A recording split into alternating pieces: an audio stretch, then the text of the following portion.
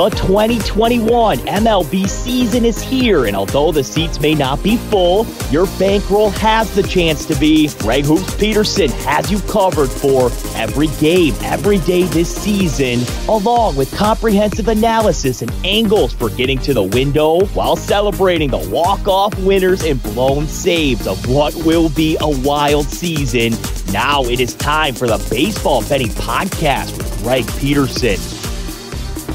A warm and friendly hello, welcome to lovely Las Vegas for the Baseball Betting Podcast. Myself, Greg Peterson, now part of Book It Sports. Book It Sports does an absolutely superb job of giving you an app that allows you to be able to track all of your action, but more importantly than that, you're able to engage with others in a fun, friendly environment by posting up photos and videos as to everything that you've got going on for the day. You're also able to just take a look at what the community in general is betting on. It is an absolutely tremendous place to be able to go and have just a non-toxic, fun environment in which is centered around betting. So that is absolutely tremendous, and it is always tremendous to get Jason Radowitz on this podcast. In the second segment, we're going to be looking at some of the games that are going to be going down on this lovely Thursday, what he's all noticed from the season in general, and he'll give a good message of staying calm if things are going either great or terrible for you this baseball season. So we're going to have that chat in the second segment. Then in the final segment, going to give you guys a sign total on every game on the Thursday MLB betting board as we touch them all. First things first, always love to be able to answer Twitter questions on this podcast, and you've got one of two ways we'll fire those in.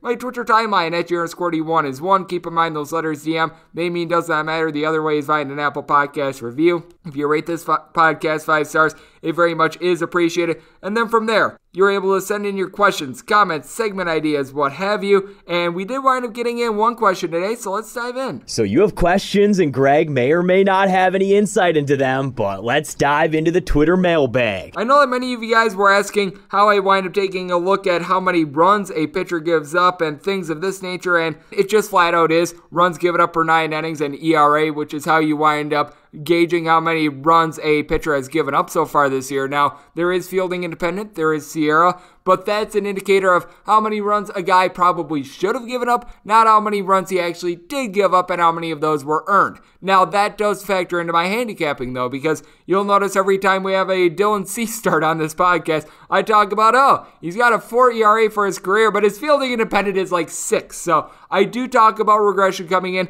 and that does layer in with my handicapping as well. But when you take a look at just the amount of runs that a person has given up and the amount of runs that they've given up only, you use ERA and runs allowed per 9 innings. So that is a way that I wind up gauging that. And then from there, you go into the advanced analytics. You can't project something that just is not there because it would be unfair to be like, on average, Gonzaga scores like 90 points in this college basketball game. Even though they only scored 75, you don't give them credit for the 90 because they wound up getting unlucky with shots. Same goes for Major League Baseball pitchers. So that is the way that I wind up gauging that. I do wind up taking into account advanced analytics, but it sort of is one of those things where the numbers are what they are as of now, and then you anticipate the progression, regression, what have you. So hopefully that clears that up. I always appreciate the interaction. Now let's take a look back at what was a very fascinating Wednesday of MLB baseball action. Tried to find some trends and tried to get to know these teams a little bit better. Games from yesterday is Greg buzzing about. Here is the rowdy recap. Mr. Carlos Rodon winds up pitching a no-hitter and very nearly a perfect game for the Chicago White Sox as they wind up blanking the Cleveland Indians by a count of 8-0. He had a perfect game going into the 9th inning. There was a hit by pitch, and then from there, the Cleveland Indians were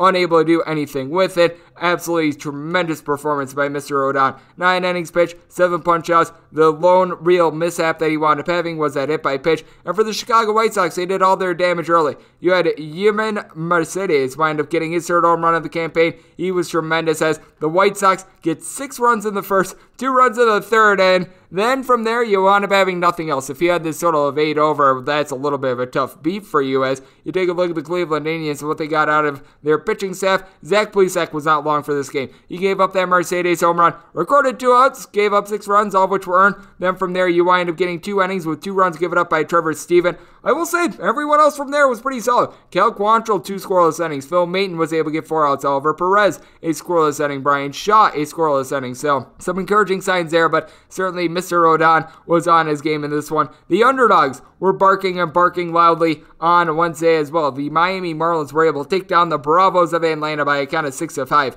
How about for Miami? being able to get a whole lot out of the back end of the bullpen. Dylan Floro, John Curtis with 2 S's at the end of it, along with Yimi Garcia, were able to come in. They were able to hold it down in the 8th, 9th, and 10th inning as this one went to extras. Nick Neidert winds up going 4 2/3 innings, gives up 3 runs in the process. And for the Miami Marlins, give them credit for being able to hold on. They got up by a count of 5-0. They wind up blowing the lead, but they wind up being able to bounce back and get the win. Jace Chisholm able to get his second home run in the campaign for the Miami Marlins. And for the Atlanta Braves, this is a bunch that they haven't necessarily been able to get a lot of their players firing all cylinders. Freddie Freeman, Marcell Ozuna, Ozzie Albies, Dansby Swanson, Austin Riley, Ender Enciarte. What do these guys all have in common? All hitting at 215 or lower. Ronald Acuna Jr., he's been tremendous. 5th and 6th home runs of the campaign. He's hitting a 447. He needs a little bit of help from his friends. And Charlie Morton, not necessarily looking too comfortable in Atlanta right now. 5 runs given up over the course of 6 innings. I will say from there, bullpen was terrific. Sean Newcomb, Luke Jackson, Will Smith, all go scoreless. And then Tyler Madzek, he gives up a run, but that was the gentleman that winds up starting on second base in extra innings. So there was that aspect of it. Had a pair of 5-1s out there as well. The Mets wind up taking down the Phillies by a count of 5-1, and the Rangers take down the Tampa Bay Rays by a count of 5-1. For the Rays, they just weren't able to be able to hit Koi Iwahara. How about him? 5 2/3 innings. He winds up giving up 3 hits, no runs. He was terrific. Lone run that was given up was by Kyle Cody out of the bullpen as he went 2 1/3 innings. And for the Texas Rangers, Nate Lowe was able to get low with his 4th home run in the campaign. He started out the year with like 14 RBI in the team's first 6 games, cooled off from there, but that was a good sign as in this one, it was Josh Fleming who took the loss for the Tampa Bay Rays. Gives up 1 run over the course of 5 innings. He was fine. Chris Mazza, he was not good with the Red Sox. He's not good with the Rays. Now he's an 11.74 ERA. He gives up 4 runs over the course of 3 innings. That was not necessarily too stellar. And for the Rays, they just weren't able to get a whole lot of offense generated. And then you take a look at what you were able to get out of the New York Metropolitans. They were able to get a 5-1 win over the Philadelphia Phillies. For the Phillies, they wind up just not being able to generate a lot of offense outside of a Gene Segura home run. That came off of David Peterson, no relation,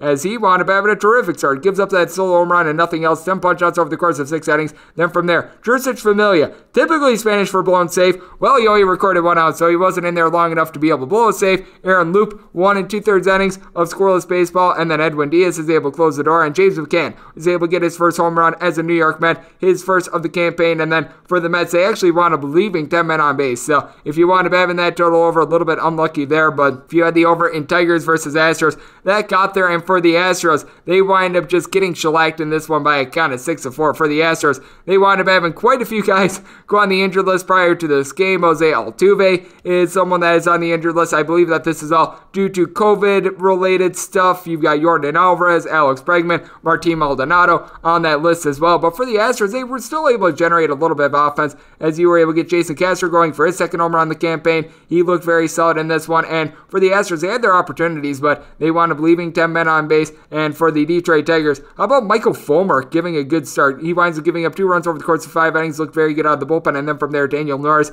gives up a run. He's out rocking at 11.57 ERA. And then you had Jose Cicerno give up a run out of the bullpen as well. But for the Tigres, they wind up going just 4 of 16 with men in scoring position, but they were able to play a little bit of small ball as Lance McCullers Jr. winds up giving up all 6 runs over the course of 3 2/3 innings. From there, Brandon Bielak, 2 1/3 innings out of the bullpen. He looked solid. Ryan Stanek, Brooks Raley, Ryan Presley, they were able to do their part, but damage already been done. And the Tigers wind up sweeping the Houston Astros in Houston. And right now, and this was posted up by my buddy David Saul, aka David Demand 2. Right now, the most wins by a manager at Minute Maid Park this year, AJ Hinch. Familiar name, not necessarily the team that you'd typically associate him with. You typically don't associate the San Diego Padres with losing as a big favorite, but that's what happened. 5-1 the final in this one. Gregory Polanco is off to a little bit of a rough start to this year once again, but he winds up going up against his former teammate Joe Musgrove, and he's able to get his first home run in the campaign. For Musgrove, following up his no-hitter and his first return back to Pittsburgh since he wound up being dealt in the offseason, he gives up just that 1 solo home run and he takes a loss. So a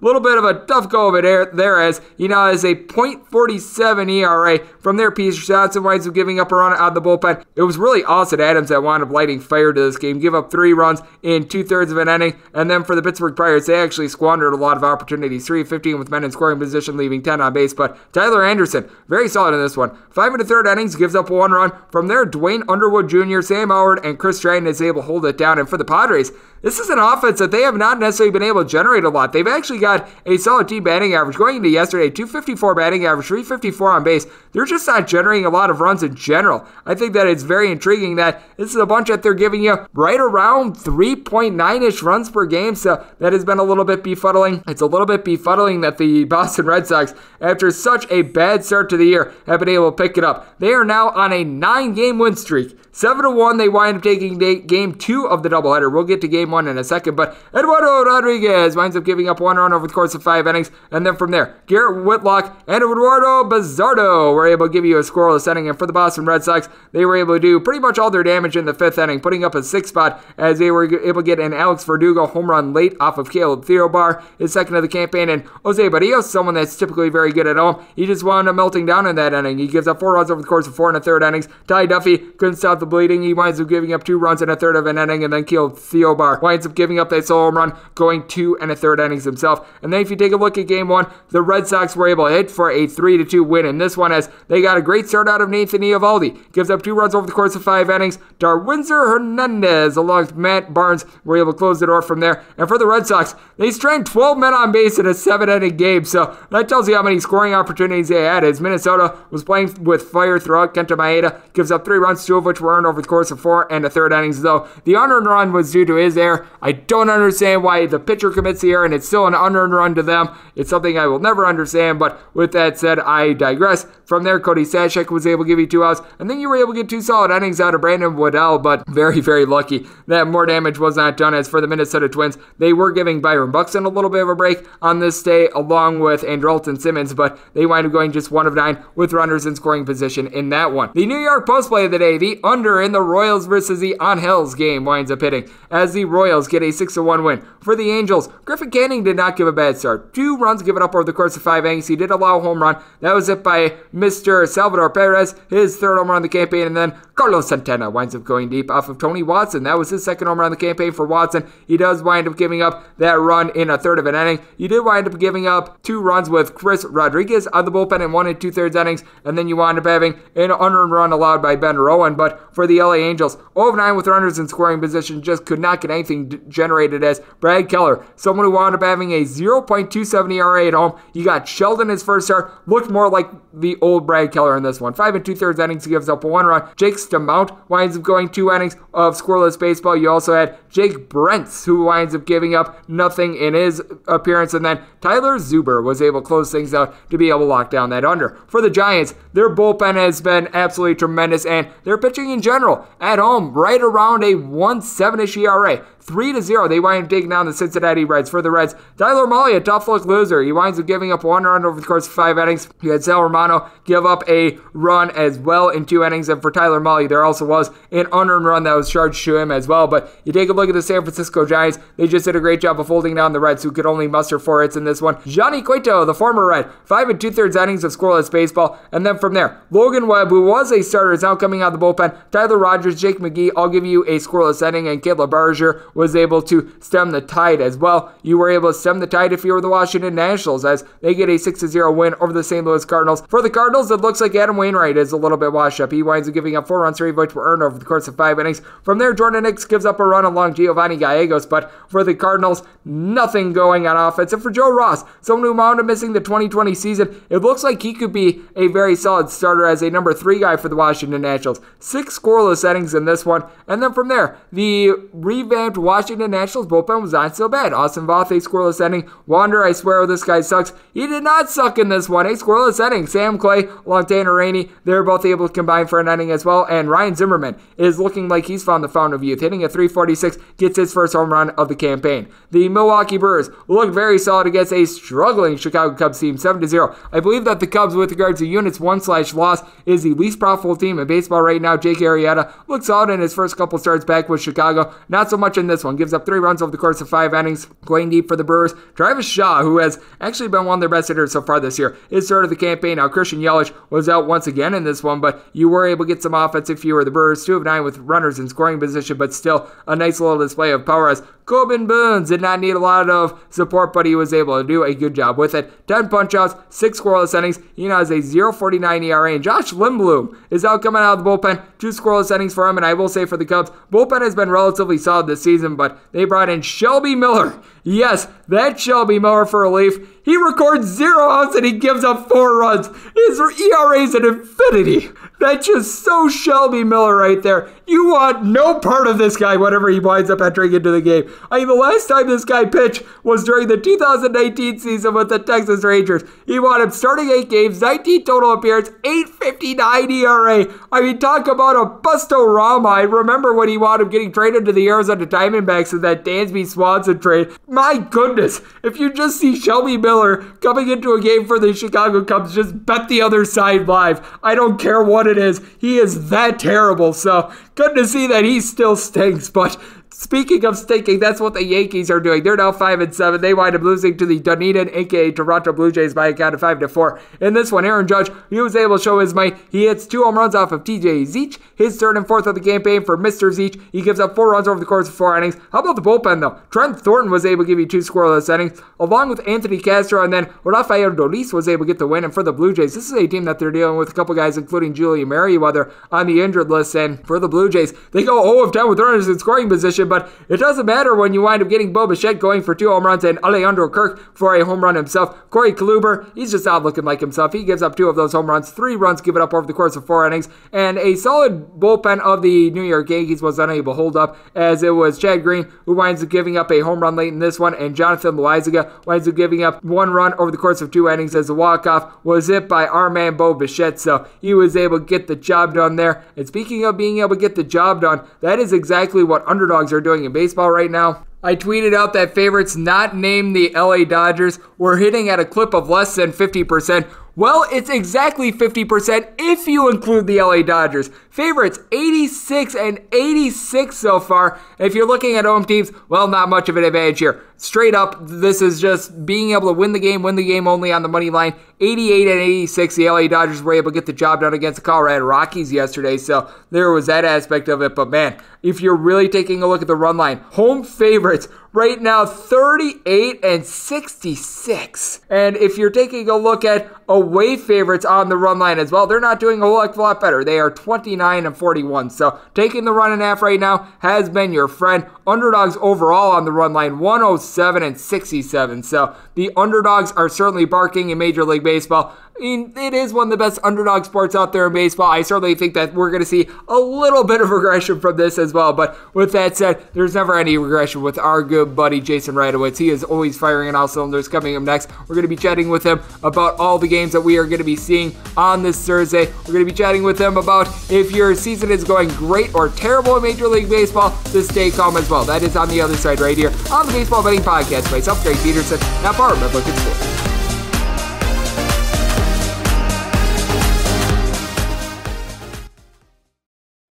This episode is brought to you by HP Plus. In a world full of smart devices, shouldn't your printer be smart too?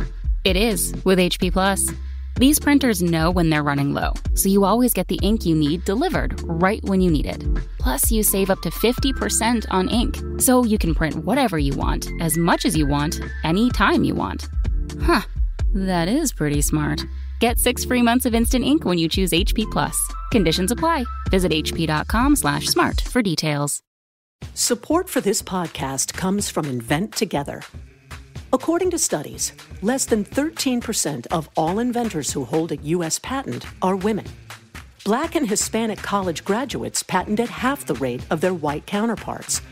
But we can fix that by increasing participation in innovation and patenting by underrepresented groups.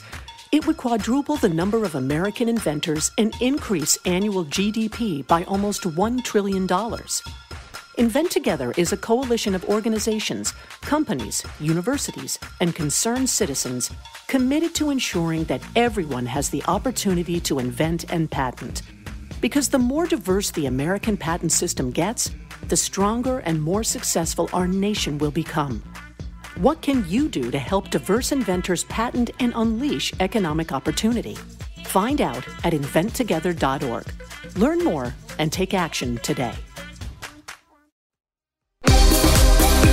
Greg is calling in a pinch hitter from the Overtime Network hotline.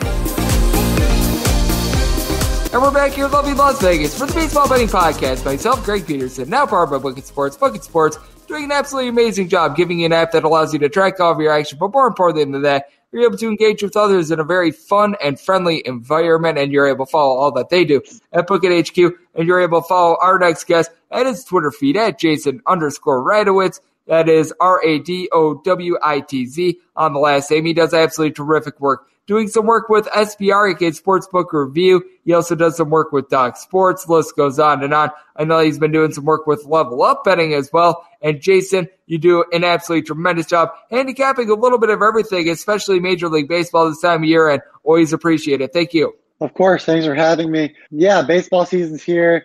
It's a long season. We can't lose our focus with that because we want to get down on bad days, get high on good days.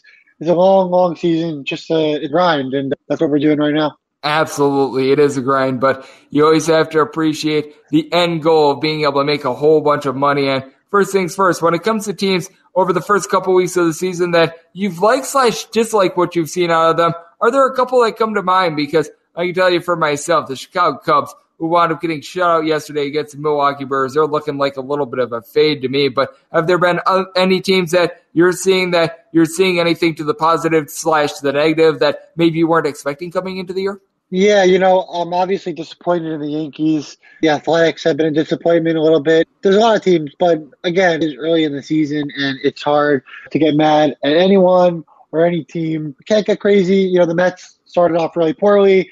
Now they're looking a lot better right now. There's teams like the Indians who are 6-4. Most people thought that they would be towards the bottom of that division with the White Sox and Twins above them. That's an interesting one. The Rays are not doing too well either. They're below 500. That's pretty interesting. So, yeah, there's a lot going on, but, of course, a long, long season ahead. So we'll see what happens.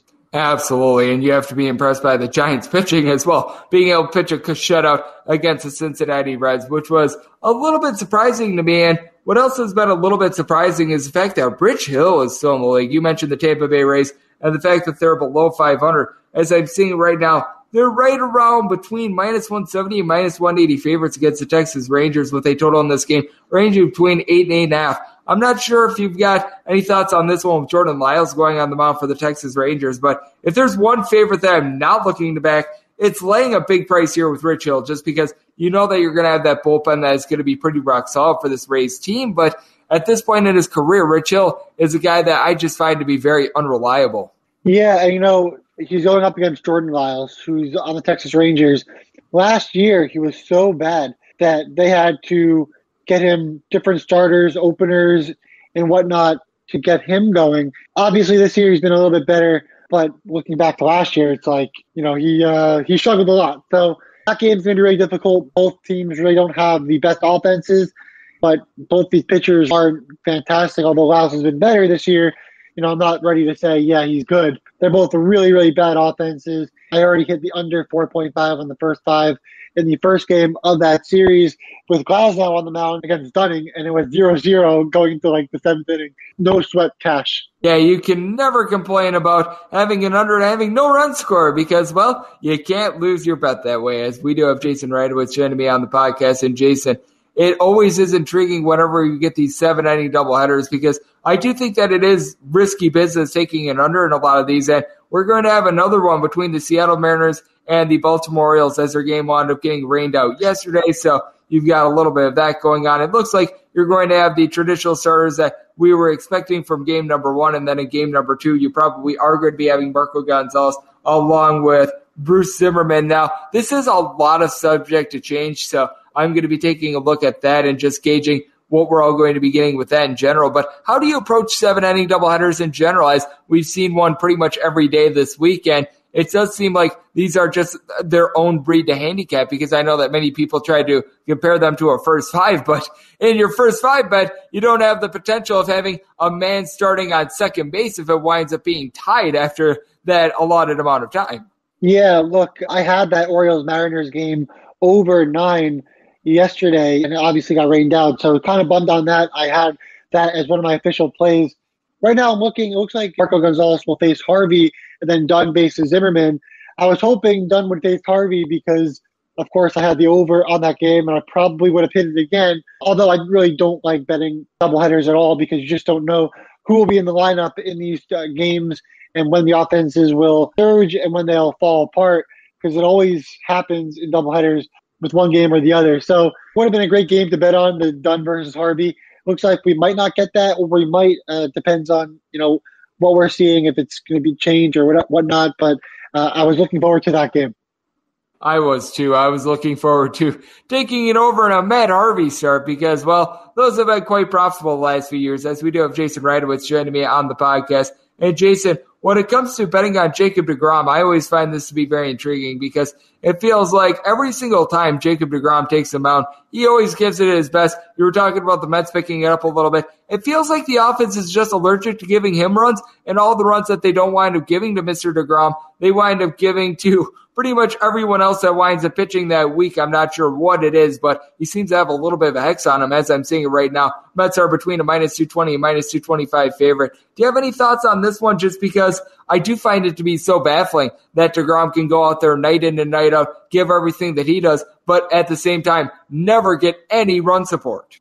Yeah, that is why you do not bet the Mets minus 200, minus 225 with deGrom on the mound. But I will say this.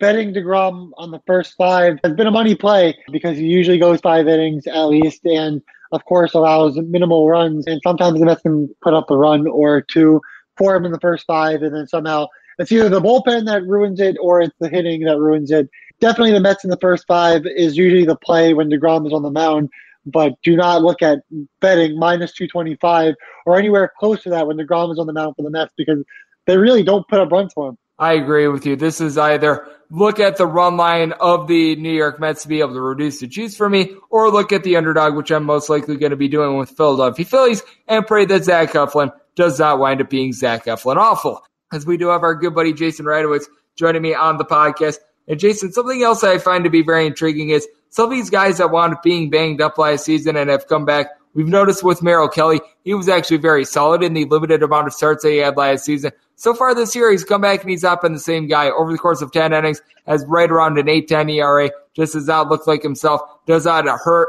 Does not help that you've got Ketel Marte currently on the injured list, so he's not getting a lot of run support either. And then you take a look at a guy in Patrick Corbin. Why is he coming off the injured list? First start of the year, you get the LA Dodgers, and that's always a fun task. He winds up getting shelled. And now these two are doing battle with a total right in the neighborhood of 8.5 to 9 out there in Washington. And I think that this is so intriguing because with Washington, we know that they wind up coming off of their COVID pause. They wind up getting all of their bats, all of their bullpen pieces back in the fold. And I do feel like there might still be some value here with the Washington Nationals because with the way that they wound up starting out the year, I feel like a lot of people viewed them as a fade, and they've yet to adjust to the fact that all the pieces are now back for the Nationals. And as a result, we saw them look much better in that series against the Cardinals. Yeah, I like the Nationals in this spot. Yeah, Corbin didn't look good in his first start, but going up against these Diamondbacks will definitely help him a little bit here.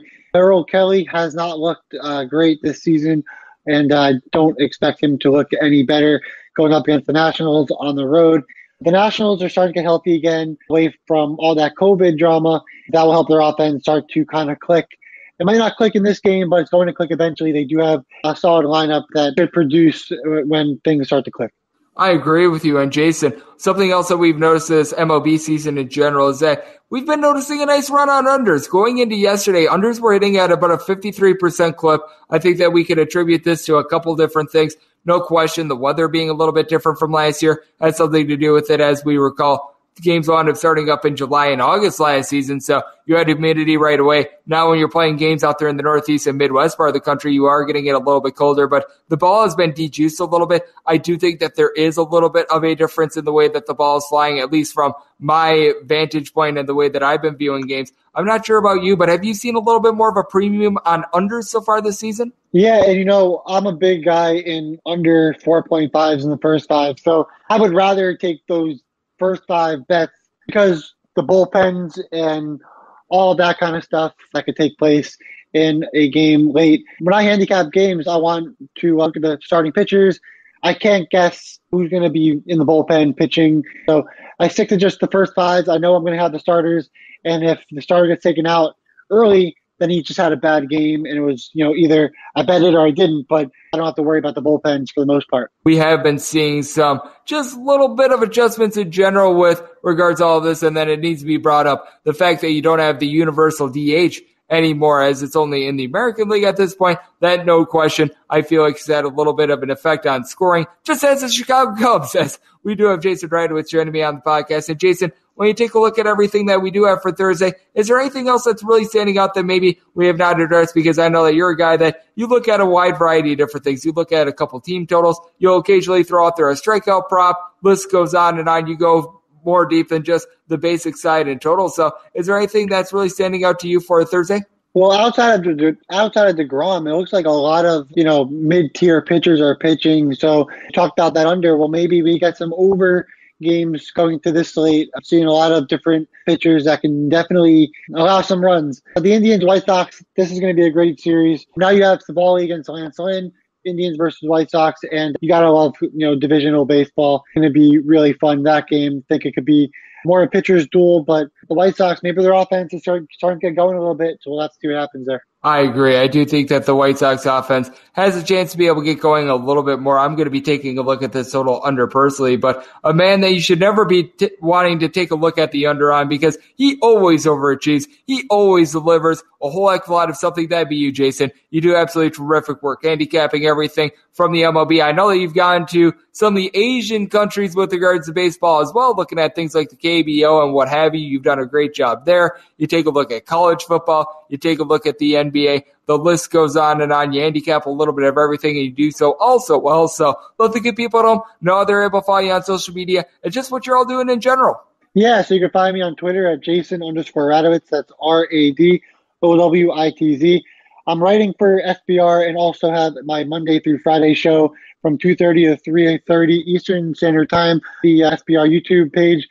We're doing all MLB games, all analysis for all the games, and giving out official bets and whatnot, and it's growing and growing every single day, which is really awesome. Kind of my highlight of the day. I love talking baseball, and it's a great time.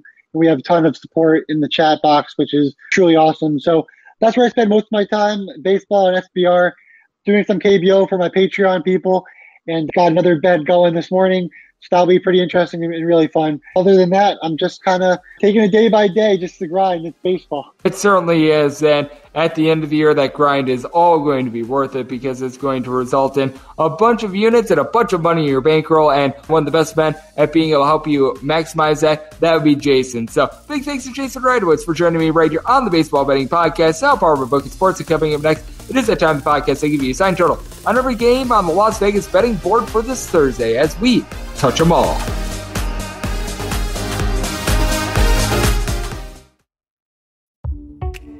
This episode is brought to you by the NBA. Witness mind-bending competition on the biggest stage between the best players in the world, a place where legends are made. It's impossible jumps that seem to freeze in midair, and spectacular steals that you didn't see coming. It's that one play that lasts seconds that you will talk about for the rest of your life.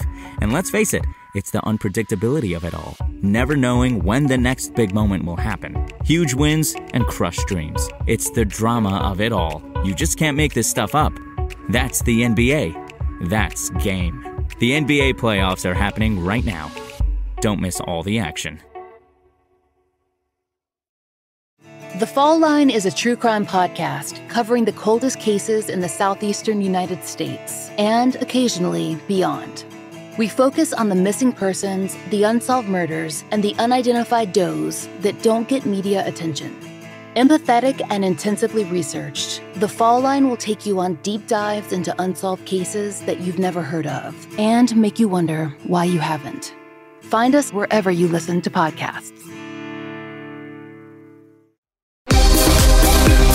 Welcome back to the Baseball Betting Podcast with Greg Peterson as we're off to a quality start, and now it's time to walk it off in a grand fashion. And we're back here in lovely Las Vegas for the Baseball Betting Podcast. Myself, Greg Peterson, now part of Book It Sports. Book It Sports doing a tremendous job offering you an app that allows you to track all of your action, but more importantly than that, engage with other bettors in a fun, friendly environment. And they've teamed up with so many great podcasts to be able to give you exactly what you're looking for to be able to gain sports knowledge. You've got this podcast, obviously the Baseball Betting Podcast, and then you've got quite a few other specialty podcasts. Back the Highline with Tom Viola is one that looks at soccer betting. You've got my college basketball podcast, Hooper with Hoops, which continues on this offseason. I always say that bets that are won during the regular season are actually won during the offseason. You've got Prop Talk with Olivia Moody. That's where you take a look at player props for the day, and she gives some plays there. Then you've got a couple more catch-all podcasts. The Parlay Cast with Jeff Parlson passing the spread covers a little bit of everything, and they all do so also well, just like the man that wound up joining me in the last segment, Jason Radowitz. So big thanks to him.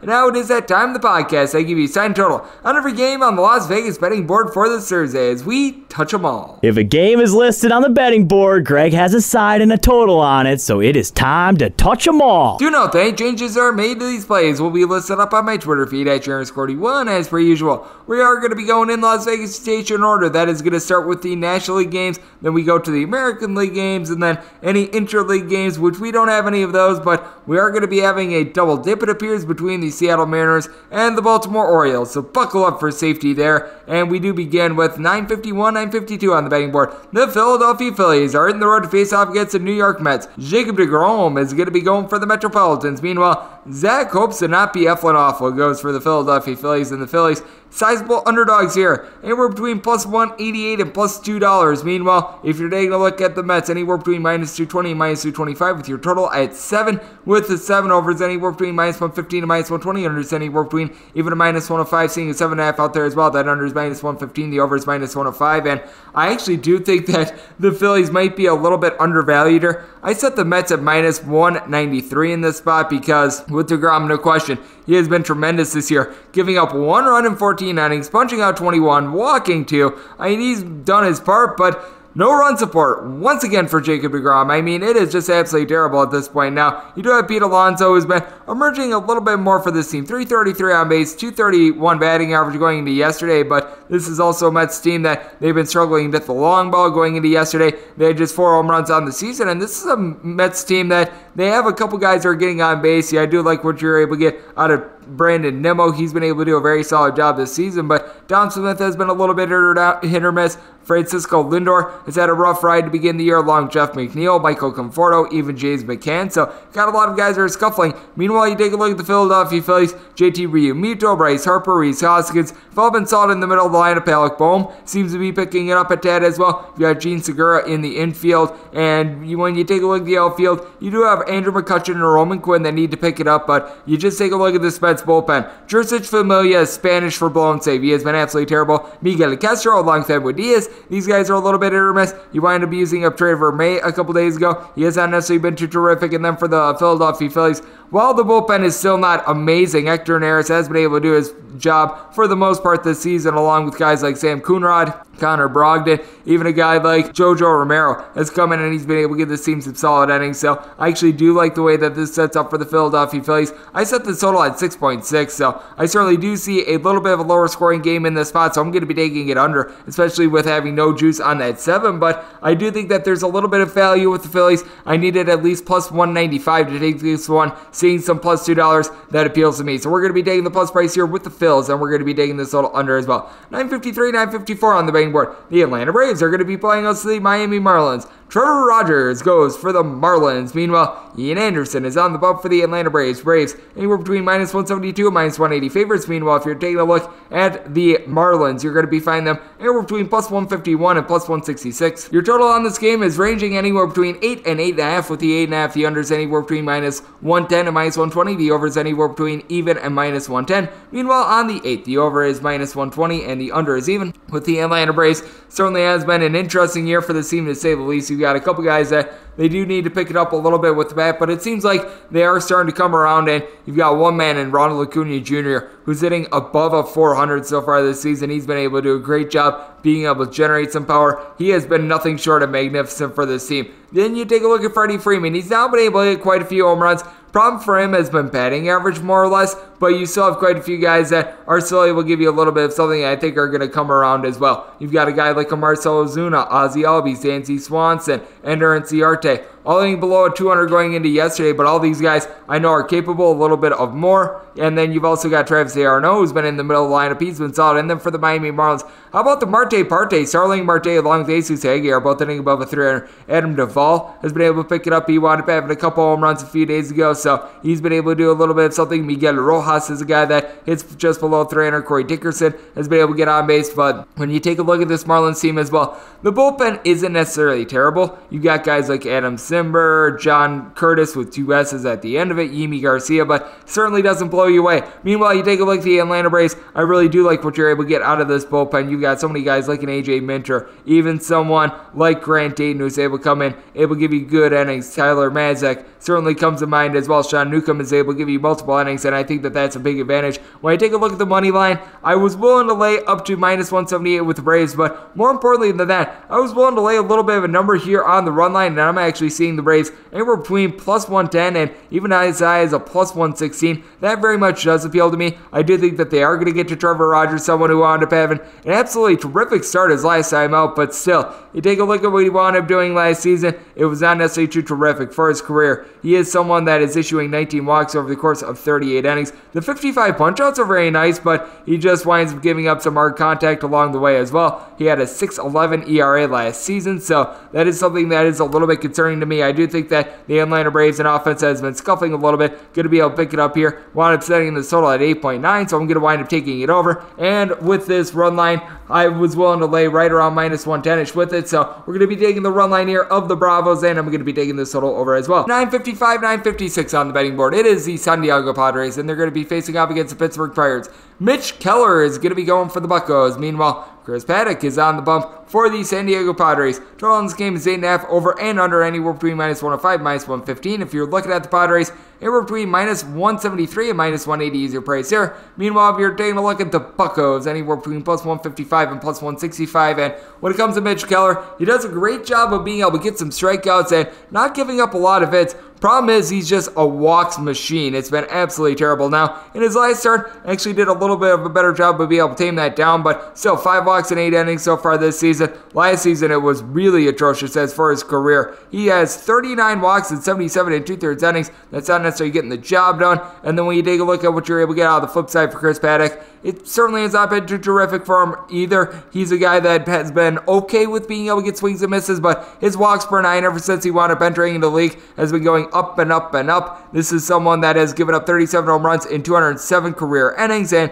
you take a look at it so far this year, has yet to complete 5 innings, so that's a little bit of an issue with the Padres. This is a lineup that has been scuffling a little bit. Without Fernando Tatis Jr. out there, they have not been able to get the big hits, and you do have a couple guys that do a great job of getting on base. Cronenworth, Eric Hosmer, Trent Grisham, all guys hitting above a 300. Tommy Pham has been absolutely terrible, but you've got Jurickson Profar who's done a solid job. Ha-Seong Kim, you got to feel like he's going to be able to pick it up along with guys like Victor Garantini and company. And for the Padres, one of the best bullpen ERAs that you're going to find out there in the big leagues. Mark Melancon has been lights out for this team. They've now got Pierce Johnson back. You've got even a guy like an Emilio Pagan and Drew Pomeranz that you're able to rely upon. But for the Pirates, I will say, bullpen has not necessarily been overly bad for this team. You've got someone in Sam Howard that I do like for this team. They've been able to get Dwayne Underwood Jr. some solid innings. He's been able to come in. He's been able to hold down the fort for this team. Heck, you even take a look at some of these other guys like Kyle Crick and Richard Rodriguez. They've been able to come in. They've yet to give up any earned runs, so that has been pretty rock solid. And then when it comes to the lineup of the Pirates, certainly has not been great, especially with Cabrian Hayes currently out of the fold. You've got Mr. Dustin Fowler along with Gregory Polanco hitting below the Mendoza line, but Adam Frazier, Phillip Evans, Brian Reynolds at the top lineup. These guys all have an on-base percentage of a 375 or higher along with Colin Moran, so they've been able to do their part. And when you take a look at the Pittsburgh Pirates in general, I do think that you're going to be able to get a little bit of something out of this lineup. Now, I do think that the Pirates are going to be able to get online as well, so this is a total that I wound up setting at 9.5, so I am all aboard the over in this spot. And with the Pittsburgh Pirates, I need probably more like a plus 178-ish should be able to consider them, just because with the Padres, they do have such a good bullpen, and with Keller, I just fear that he's going to be out of the game before the 5th inning. And when it comes to the run line in this spot, I'm seeing it right around minus 105 to minus 110. That does appeal to me a little bit. I was willing to lay up to minus 117. So we're going to be taking the run line here of the San Diego Padres, laying them the run and a half, and I'm going to be taking this total over as well. 957, 958 on the betting board. The Arizona Diamondbacks are going to be in the road face-off against Washington Nationals. Patrick Corbin is going to be going for the Nats. Meanwhile, Merrill Kelly is on the bump for the Arizona Diamondbacks. Diamondbacks finding themselves underdogs in this spot. They are anywhere between plus 143 and plus 155. Meanwhile, if you're looking to lay it here with the Nats, anywhere between 162 and minus 171. Your total on this game is 9. Over is anywhere between minus 110 and even. And if you're looking at the under, that's anywhere between minus 110 and minus 120. Seeing a straight 8.5 out there as well. Over is just a minus 120 and the under is even. And with Merrill Kelly, he was actually very good last season. He wound up going 5+ innings in every one of his starts. So far this year, he's come off of an injury and he hasn't necessarily looked like himself. We have noticed this with Merrill Kelly being a little bit hit or miss, as in 2 starts so far this season, he's won 10 innings, he's given up a pair of home runs, he's got an 8.10 ERA. Meanwhile, for Patrick Corbin, first start of the season, he wound up getting roughed up. He wound up giving up 6 runs over the course of 4 1/3 innings, but keep in mind that was against the LA Dodgers. He was just coming off the injured list as well, so you got to figure that he is going to be a little bit more well-rounded in this game. And with the Washington Nationals, they have been able to beef up that bullpen a little bit more. You've got Brad Hand now in the bullpen. That is someone that I do like. Now, Wander, I swear, this guy sucks. Well, there's a reason why he's called Wander. I swear, this guy sucks. But you have been able to get a couple other guys that have been able to get going, like a Kyle Finnegan is someone that's solid, along with Danny Hudson. And then you've been able to get back some of your other pieces as well. Josh Bell, along Josh Harrison, are back from COVID-19 protocol. Trainer turned out for what is someone that has been able to do a good job year in and year out of being able to get stolen bases, wound up leading the league in that category a few years ago. Now Kyle Schwarber, Juan Soto, Victor Robles out there in the outfield, very solid, especially Soto. And then when you take a look at the Arizona Diamondbacks, this is a team that they are going to be without the Marte Parte of Quintelo Marte, but Eduardo Escobar has been able to pick it up recently, only getting a 222 for the year, but now has 4 home runs. David Peralta, Tim LeCastro out there in the outfield. They've been a little bit shaky. LeCastro hitting now 270. He's been able to pick it up, but Peralta has been on tough times along with Christian Walker, but Asdrubal Cabrera has been a nice stabilizing force for this team along with Carson Kelly. And then when you take a look at the Diamondbacks bullpen, it's not necessarily terrible, it's not necessarily great. Yohan Lopez, along with someone like an Alex Young, Kevin Ginkel, these guys are able to give you a little bit of something with Ginkel, multiple innings, but I do think that this is going to be a little bit of a tough spot here for the Arizona Diamondbacks to be able to win the game outright. I need to get at least plus 155 on them. It's just a little bit too low at this point. And when you take a look at the run line on this game, I'm seeing it right in the neighborhood of plus 120 with the Washington Nationals. As long as I was getting at least plus 115, I was willing to take a shot, and I certainly have that. So I'm going to be taking the run and a half and laying it with the Washington Nationals. And with this total, I wound up setting it more in the realm of 8.5. So seeing the 9s out there, that is appealing to me for the under. So we're going to be taking this total under, and I'm going to be laying the run and a half here with the Washington Nationals. 959, 960 on the betting board. The LA Dodgers are going to be playing against the Colorado Rockies.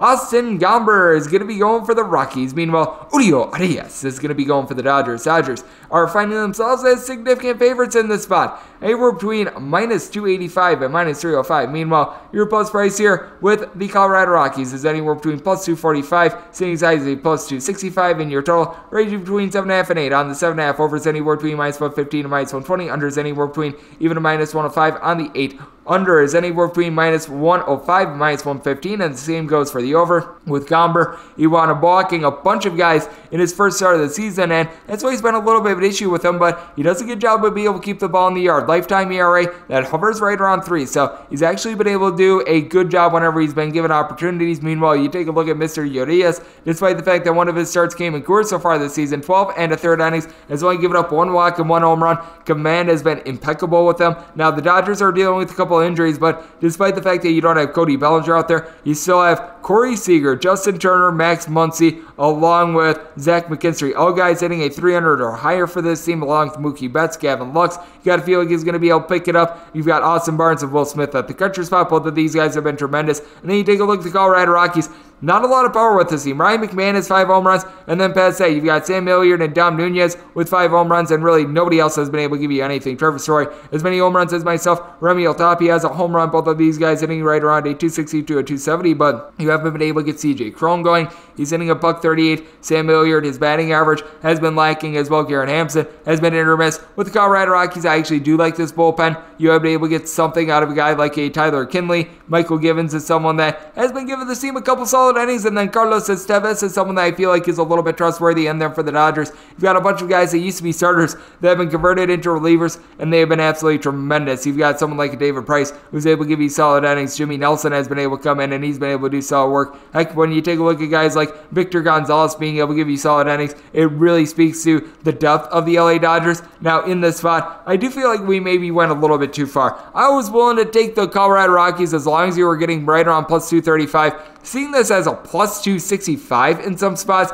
that does appeal to me. And with the total, I set it at 8.2. I do think that the Rockies are now going to be able to get a little bit of offense generated. They've been away from Coors Field for a few days. That's a very difficult adjustment to wind up making. So I actually do think that later on in the series is where you're able to target the Colorado Rockies a little bit more. So I'm going to be taking this total over, and I'm going to be taking the Rockies in this spot. All right, unfortunately, this is a little bit of a weird one, but we've got 961, 962, which is also going to be in conjecture with 973, 974. Seattle Mariners and Baltimore Orioles doubleheader. They're going to be playing a pair of 7-inning twin bills, and depending on where you look, this is going to be one that has a wide variety of pitching matchups. As I'm currently seeing it on ESPN, you've got Marco Gonzalez against Bruce Zimmerman in one game, and then in the other game, it is to be determined. If you take a look on MLB.com, you've got Bruce Zimmerman and Justin Dunn who are going to be going at it in one game, and then in the other game, it's Matt Harvey going up against Marco Gonzalez. So,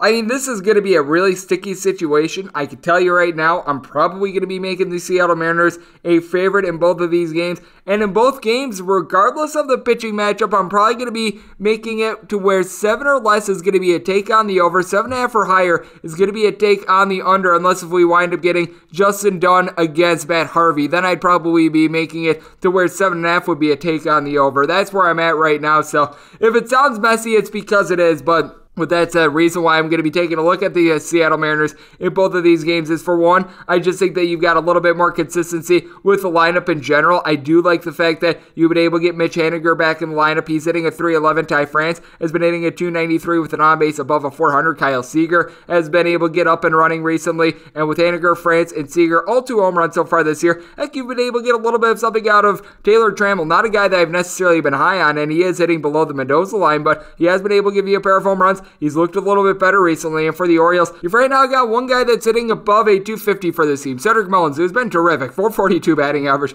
510 on base. I mean, that is great. You've got Anthony Santana or Trey Boom Boom Mancini, both guys with a pair of home runs so far this season, but outside of Cedric Mullins, right now, DJ Stewart and his 12 at-bats with a 250 batting average is your next best hitter. They're getting on base at a 295 clip, which means that you got a lot of guys that are hovering right around that like 230 range, like a Ryan Mountcastle. Pedro Severino's more around 240, but he hasn't necessarily been appearing in all these games as well, so that leaves you in a little bit of a horse-apiece situation. When you take a look at both starters, they're going to be going out there for the Orioles. Bruce Zimmerman has been able to give you a little bit of something. 4.50 ERA. I've been pleasantly surprised by him. He's won 6 innings to give it up 3 runs in both of his starts so far this season. Meanwhile, you take a look at what you've been able to get out of Matt Harvey. He wound up having a north of 10 ERA last season, and this season has been a little bit better, but he still is prone to giving up the long ball. He gave one up against the Boston Red Sox. I just don't trust in him whatsoever. He's given up a combined 13 hits over the course of 9 2/3 innings. And then you take a look at Mr. Gator Dunn, Justin Dunn. He has been giving up way too many walks, but he is someone that has good swing and miss stuff. I do like his overall upside, and I do think that he's going to be able to deliver a good start. Meanwhile, Marco Gonzalez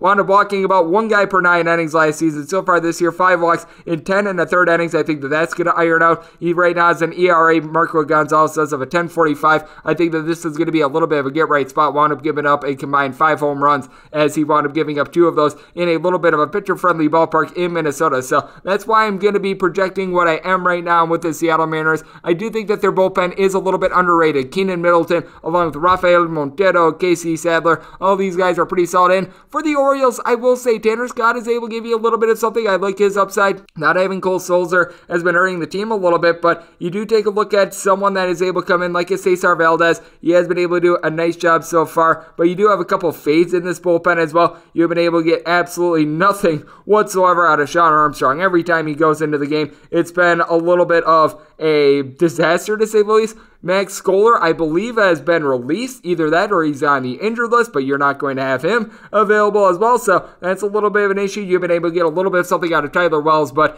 in this spot, probably going to be taking a look at the Seattle Mariners as a favorite in both of these games. And like I said, looking at a pair of 7 totals, unless if you wind up getting Harvey versus Dunn, then I'm going to be looking at it a little bit higher. But check back in the morning my Twitter feed at JaronScore81 since lots of moving parts with this as of now. 963, 964 on the betting board. The Boston Red Sox are on the road facing off against the Minnesota Twins. Michael Pineda hopes to not be Michael Pinata for the Minnesota Twins. Meanwhile, Garrett Richards is on the bump for the Boston Red Sox. Total on this game is 8.5. Over is anywhere between -115 and -120. Under is anywhere between even and -105.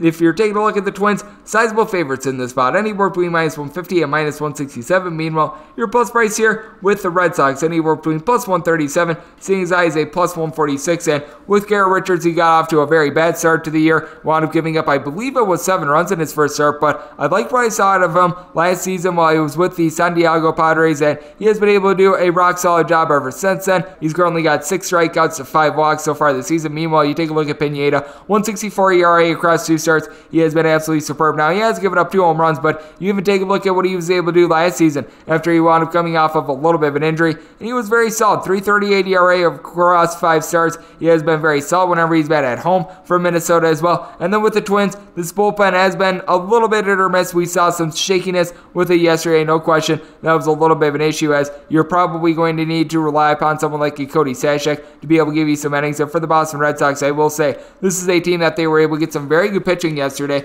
You're probably going to have Phillips Valdez available out of the bullpen for this team, but there's still a little bit of question mark to this team. Now, I will say for the Boston Red Sox, you got quite a few guys that are putting bat to ball right now. Rafael Devers has been able to quite a few home runs for this team. Xander Bogaerts along JD Martinez, both hitting above a 300 along Christian Vasquez. Marwin Gonzalez has been a little bit hit or miss, but you've even got a guy like Alex Verdugo starting to pick it up. Then you take a look at the Minnesota Twins. Nelson Cruz is doing his part, 438 batting average. He's got quite a few home runs. Josh Donaldson is out back as well. That'll be able to help out the team when Luis Arias does a nice job of being able to reach base, but Miguel Sano, Max Kepler, Jake Cave, even Mitch Garver. All these guys are hitting a 205 or lower. It certainly is killing this team. I do think that the bats are going to be able to get online in this spot, though, just because I do think that even though Garrett Richards is a solid starting pitcher, I do think that the Twins are going to be able to hammer him, and then they get into a bullpen that has been used up quite a bit. I wound up saying this total at 8.6 personally, so I'm going to wind up taking the over at -115 juice, and in this spot, I wound up making the Minnesota Twins a -166 favorite.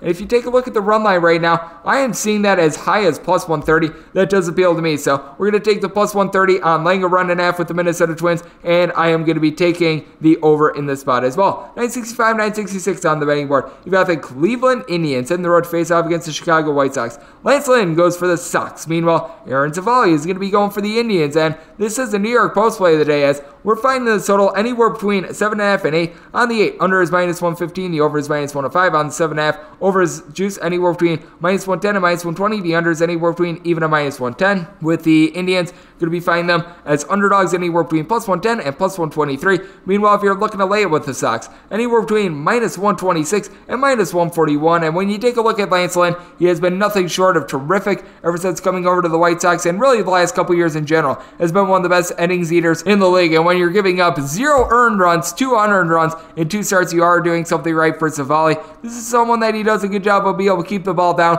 He has given up 3 home runs so far this season, but you take a look at him for his career, he's given up right around 1.3-ish home runs per 9 innings, but the walks have been tremendous. Right around 2.2 walks per 9 innings is what he's giving up. Not necessarily the hardest tosser in the world, but does a good job of being able to pick his spots. He's backed up by a bullpen that has been absolutely supreme for the Indians as well. Entered into yesterday in the top 5 in the league, James Karinchak has been terrific. Phil Maton has been able to do his job. Even a guy like a Nick Wickren that has had his massive issues so far this season, got to feel like he's going to be able to pick it up. Meanwhile, Meanwhile, for the White Sox, I do think that this is a bullpen that is also going to be able to come to the forefront as well. You did notice a few guys get off to rough starts like Matt Foster, Liam Hendricks. I think that they're going to be there when it's all said and done. Michael Kopech has been able to give you multiple innings along Kieran Crochet. Aaron Bummer has been off to a little bit of a rough start as well, but I think that he's going to be able to pick it up. And then when you take a look at the White Sox, the hitting could be a little bit hit or miss for this team. Yerman Mercedes off to just an absolutely superb start to his career. But then you take a look at Yohan Moncada, Jose Abreu, along with Luis Robert, Zach Collins, even Lurie Garcia, as well as Andrew Vaughn. All these guys hitting at 200 or lower, so it certainly has not been going well for them. Meanwhile, you take a look at the Cleveland Indians.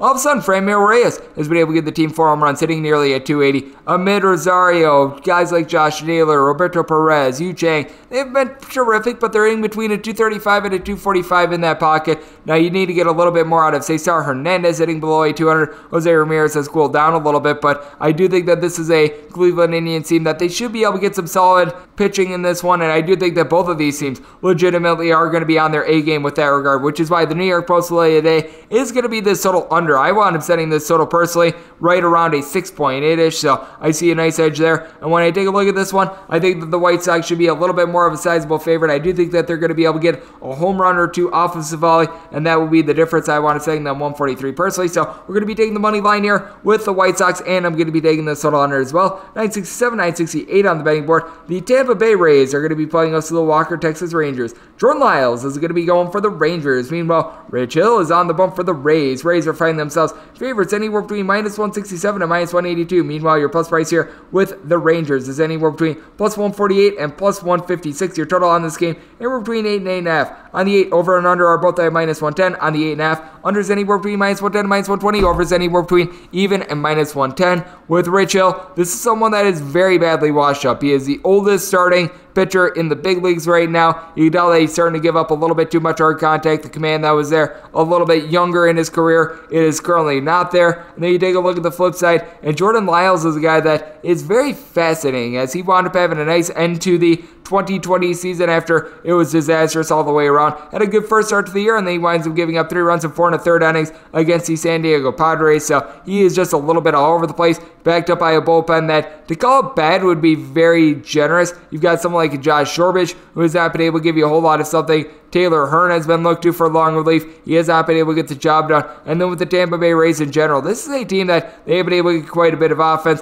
I do like what you're getting out of Austin Meadows, the guy that has been able to give you a trio of home runs. He's not necessarily been able to hit for the world's greatest average, but at the same time, he's still doing a little bit of something. Someone like a Joey Wendell has been able to get on base. You got to feel like Brandon Lau is going to be able to pick it up with his batting average as well. And then you take a look at the Texas Rangers. You've got a lot of guys that have been seeing their batting averages dip a little bit. Joey Gallo has been really the main constant for this team, hitting above a 250. Adolis Garcia along with David Dahl are both guys hitting below a 200. Whenever he's out there at the catcher spot, Jose Trevino has been good for the team, but Leody Taveras hitting well below a 200, that is a massive issue. And for the Rays, bullpen has been off to a little bit of a shaky start, but you know that these guys are going to be able to pick it up year in and year out. They do a great job of being able to piecemeal together the pen. I think that Colin McHugh is able to be a good long guy. Hunter Strickland is able to throw gas. Jeffrey Springs, he actually used to play for the Rangers, so got a little bit of a revenge factor there. And Andrew Kittredge is someone that I do like for this bunch. When I take a look at this, I wound up setting the Rays as about a minus 154 favorite. The big reason being that I just don't trust Rich Hill as this sizable of a favorite. And with Jordan Lyles, he has shown a little bit of promise recently. So in this spot, I'm going to be actually taking the plus price here with the Texas Rangers. I'm seeing a couple plus 157s. We're going to go for that. With the total, I wound up setting it at 9. So seeing a 8 with minus 110 juice, that is very appealing to me, especially with Rich Hill not looking so great and an advanced age. So we're going to be taking this total over, and I'm going to be taking the Rangers with the plus price. 969, 970 on the betting board. You've got a game that is currently off the board as the Toronto, aka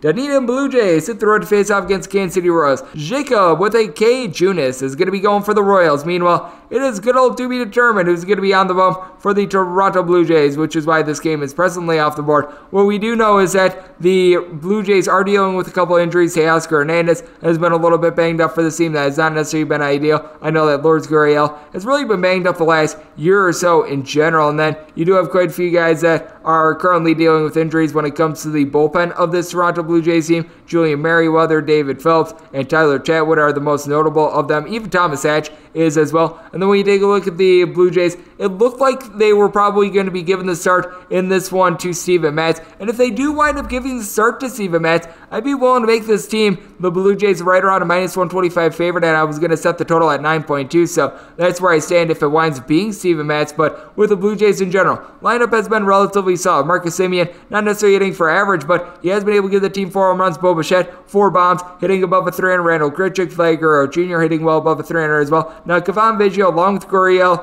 Rowdy Tellez, and Danny Jansen are all guys that are hitting well below at 200. So you got a little bit of hit or missness with this team. And then when you take a look at the Kansas City Royals, Whit Merrifield, one of the most all-around best players in the league. He's a guy that's able to hit for 300. He's able to hit for 30-plus home runs if you really needed him to. He is that sort of special. Andrew Benintendi has been a little bit hit or miss so far this season, hitting at 225, but you got Salvador Perez, who's been able to hit above a 300. You got Orde Soler, who needs to pick it up along with Carlos Santana and Gerard Dyson, all guys hitting 200 or lower, but I do think that they're going to be able to pick it up. Hunter Dozier, a little bit useless in his advanced stage, but I do think that he's going to be able to come out. He's going to be solid. And for the Kansas City Royals, this is a team that their bullpen has been solid. You have a guy in Josh Chamount who has been able to do a really good job for this team. Now, Irvin Santana is back on the roster for this team. That's not necessarily too terrific, but Greg Holland, Wade Davis, even a guy like a Scott Barlow, these are reclamation projects. And I do think that they're going to be able to pan out. Meanwhile, for the Blue Jays, despite their injuries, I do like what you're able to get out of Rafael Dolis. Tim Mazza has been able to be solid for the team. Jordan Romano as well. So you've got a lot of positive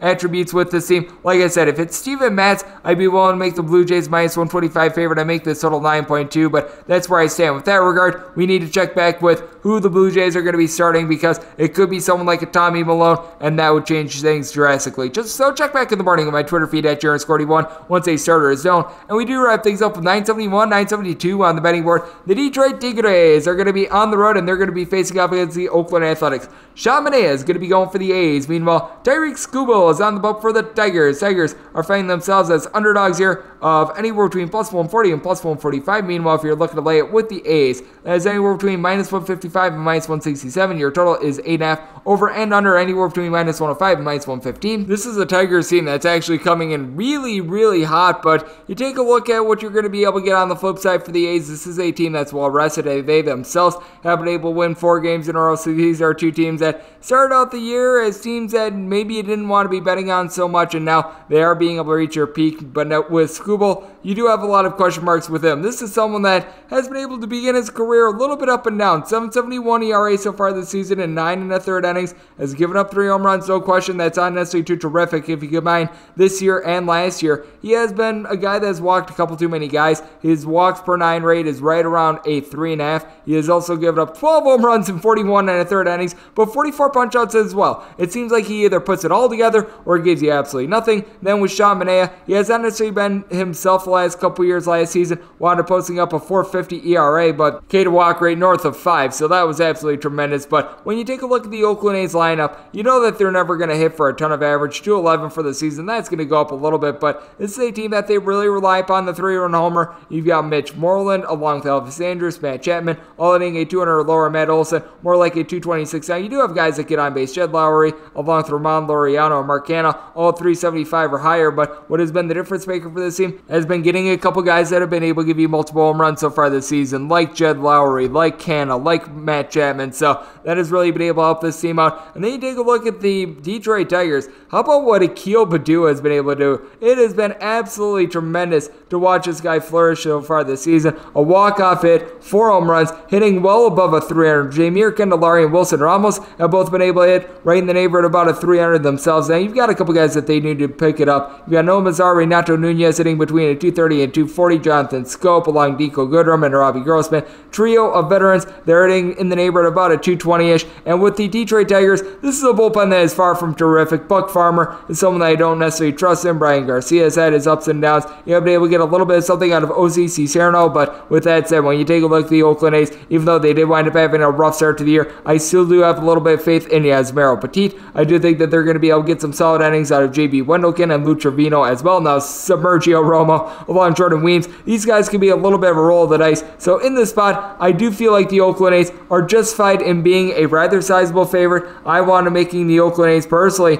in this one just because of Tariq Skubal and his just inconsistency, a minus 178 favorite. So that's where I stand there. And if you take a look at the run line on this game, you are able to get a little bit of a plus price here, as high as a plus 129 at circa. I'm mostly seeing plus 120s, but that does appeal to me. I was thinking anything above a plus 120 would be a take on the Oakland A's, so this is going to be a take here. I wound up setting this total at 8.1. Now, Oakland does play vastly different day to night because you do have the Marine layer that's going to be out, but I do think that both of these pitchers are going to be able to limit the hard contact. I like the way that Sean Manaea is pitching, and with Tariq Skubal, I do think that he's going to be able to keep the ball down a little bit more just because the Oakland A's in general don't necessarily put a bunch of men on base. So I'm going to be taking this total under, and I'm going to be taking the run line here with the Oakland A's, and that will wrap things up for the Baseball Betting Podcast on this wonderful Thursday. A big thanks to Jason Radowitz of SBR, aka Sportsbook Review, for joining me in the last segment. If you like what you're hearing from this fine podcast, you're able to subscribe wherever you get your podcasts, Apple Podcasts, Google Play, Spotify, Stitcher, and TuneIn. You got one of two ways to be able to fire in questions if you have them for this podcast. My Twitter timeline at JRS41. Keep in mind the letter ZM. They mean does not matter. Otherwise, via an Apple Podcast review, if you rate this podcast 5 stars, it is very much appreciated. And then from there, you're able to send your questions, comments, segment ideas, what have you, into there as well. Always